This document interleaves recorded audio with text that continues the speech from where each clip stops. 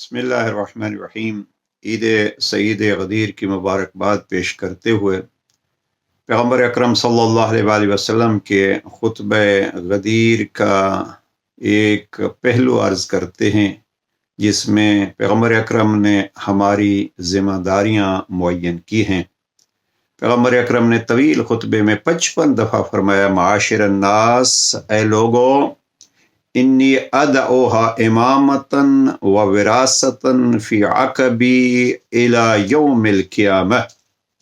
ए लोगों, मैं इस विलायत को और इमामत को अपनी नस्ल में विरासतन क़ियामत तक के लिए छोड़े जा रहा हूँ, और ये है हमारी ज़िम्मेदारी। पैगम्बर फरमाते हैं, वक़द बल्लग़तु मा उमिरतु बितबलीग़िही, मुझे रब ने जो हुक्म दिया था मैंने उस हुक्म को अदा किया, और ये अदायगी अब आपके लिए हुज्जत है अला कुल्ल हाज़िरिन व गाइबिन व अला कुल्ल अहदिन मिम्मन शहद औ लम यशहद, कि जो मौजूद है उसको चाहिए वो हर गैर मौजूद तक पहुँचाए, जो हाजिर है वो गैर हाजिर तक पहुँचाए, और ये है हमारे जैसों की ज़िम्मेदारी। पैगम्बर फरमाते हैं, वुलिद अम लम यूलद, जो पैदा हो चुके हैं उनकी ज़िम्मेदारी है कि जो क़यामत तक पैदा होते रहेंगे उन तक ये पैगाम विलायत अली इब्न अबी तालिब पहुँचाएंगे।